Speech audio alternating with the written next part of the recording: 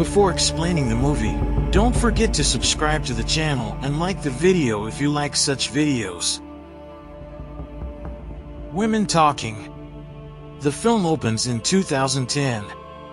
A woman, Autje, wakes up and finds her thighs bruised and filled with blood, indicating she had been raped. A young girl's voiceover narration begins by explaining that the women live in a Mennonite colony where it has been recently discovered that the men have been drugging the women with cow tranquilizers and have raped and abused them for years.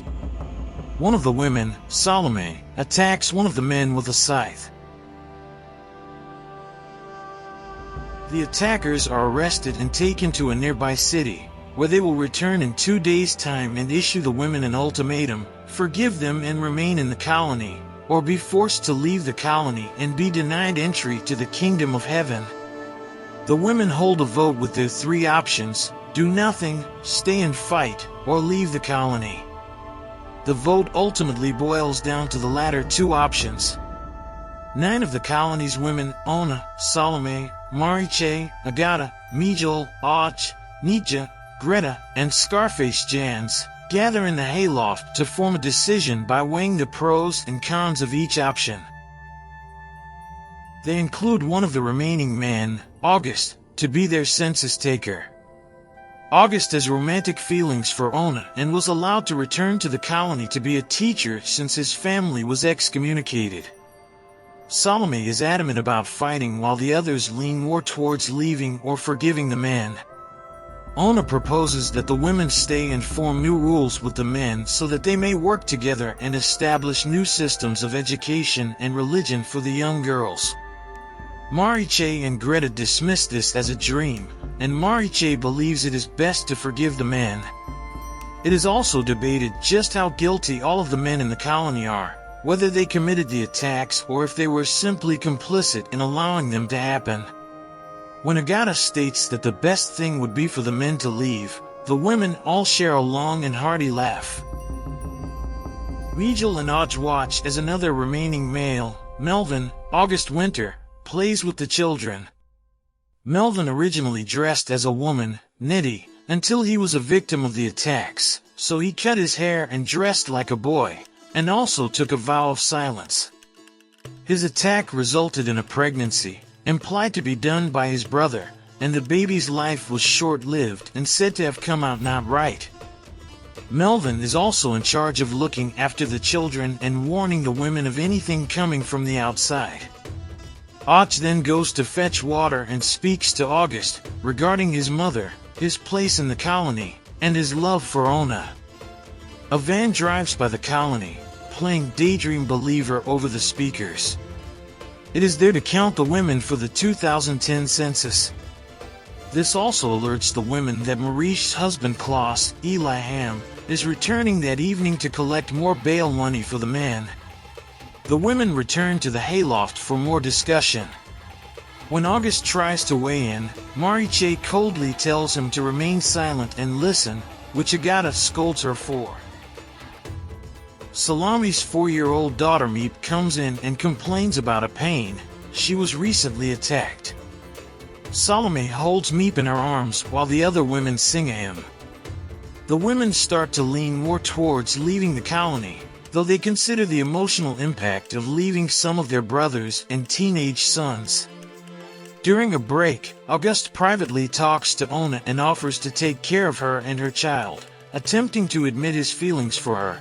But Autje states that while she appears to know, she does not wish to get married. She worries about the fate of her child if it stays in the colony. When the women reconvene, they also acknowledge that they would not know where to go into the world, but August offers them a map.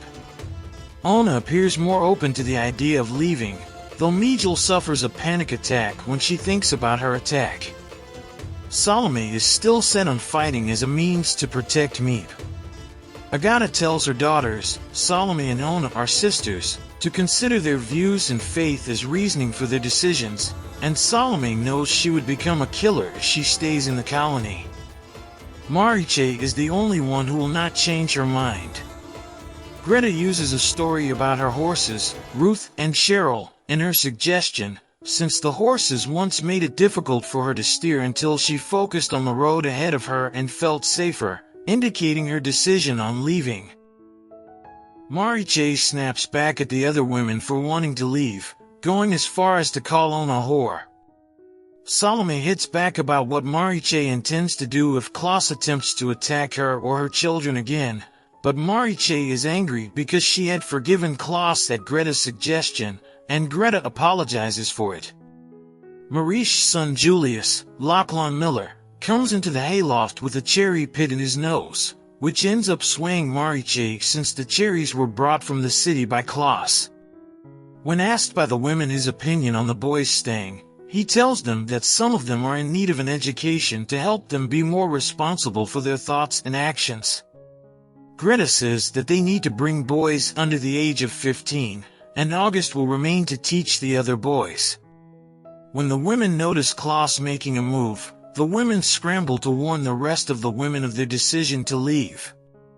The women gather everything that they can carry with them overnight. August shows Ona his map and shows her how to navigate by using the North Star. At sunrise, the women meet in the hayloft.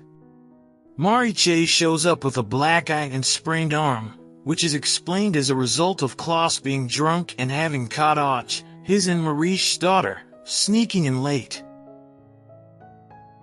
Mariche ended up telling Klaus of their plans, but doesn't think he will remember or believe her. Agata comforts her as the women sing another hymn. Melvin then comes up to indicate that Salome's teenage son Aaron has gone missing.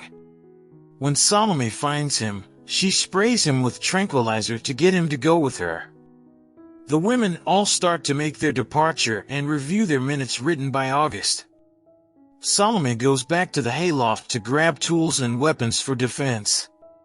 August hands her a gun, which he implies through weeping that he was going to use it on himself. Salome tells him not to do that, as he will do the best he can to teach the boys in the colony. She promises to see August again someday. He also says his farewell to Ona. The women then ride carriages out of the colony to begin a new life. The last scene shows that the story was being narrated by Autje to Ona's baby, promising that the child's story will be much different than theirs. In 2010, the women of a Mennonite colony discover that the men were drugging and raping them. The men are imprisoned in the city, but they give the women 2 days to decide to forgive their attackers, or be forced to leave the colony and be denied entry into the kingdom of heaven. 9 women: Ona, Salome, Mariche, Agata, Greta, Mejal, Autje, Nietje, and Scarface Janz gather to debate their options, which are to stay and fight, or willingly leave. They have one remaining man, August, be their census taker. Salome is ready to fight to protect her daughter, while Mariche thinks it is best to stay, even if it means forgiving their attackers. After heavy debating and arguing, the women decide that, for theirs and their children's safety, they must leave the colony, using a map from August to guide them into the rest of the world. The women take their children, plus most boys under 15, away with them in the hopes of starting a new life, while August stays behind to teach the remaining children. We have come to the end of our video. Please don't forget to like my video. Goodbye, dear friends. Manufacturer X Manager.